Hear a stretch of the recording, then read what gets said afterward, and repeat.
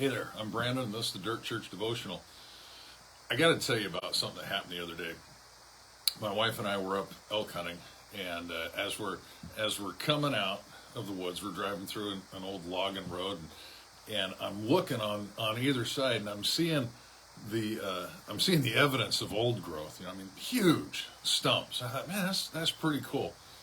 I don't know why. I just love to look at big trees and big stumps. And I can remember seeing log trucks going down the road with, one or two logs on. They were huge. But as I was going past that, I noticed it seems like, Weyerhaeuser plants maybe 10 trees for every one tree that they cut down. And so there's all of this reprod. And it's thick. It's all through there. And so we're driving along, and on either side of this logging road is all these thick trees. And as I'm driving along looking at it, I noticed that there's one tree in the middle of all of the others.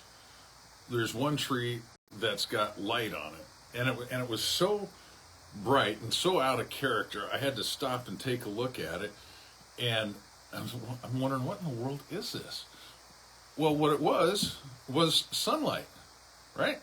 So I'm sitting there and I look up and I can see the sun breaking through the clouds, but it's shining down and it's only hitting on one tree. I mean, these things they're close together, but it's only hitting on one tree. And I thought, that's really interesting. And so we drove a little bit further, and then pretty soon I saw another tree. And I mean, not separated from any others. It's in the middle of the crowd, and it's being shined on. And I got to thinking about that, and I even prayed about it. I said, "Wow, Lord, that's really interesting." And you know what the Lord revealed to me?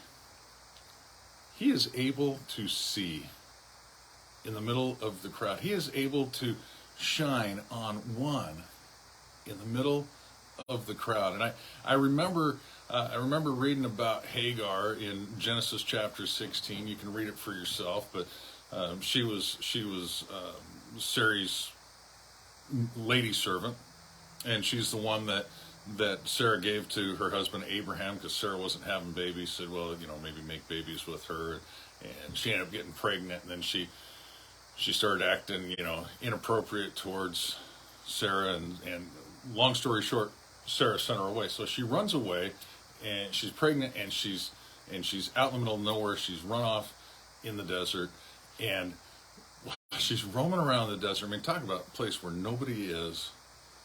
The Lord finds her and speaks to her and speaks words of comfort to her and words of encouragement. And Hagar gave God this name, El Roi, the Lord who sees me. And I thought about that, and I thought, that's just like that sunlight shining on one tree in the midst of the crowd. Here's the reality. We can oftentimes feel like nobody sees us, like nobody knows what's going on, like we're just in the midst of the crowd and we're hidden away from God's attention. But let me challenge you with this. You are not a nobody. You are not hidden in a crowd. You might be in a crowd, but God is able to pick you out of the crowd. He knows what's going on in your life, and He wants to reach you. He wants to cover you with the warmth of His Son. S-O-N. See what I did there? He wants to cover you with the warmth of His Son. When you think nobody else notices, God notices.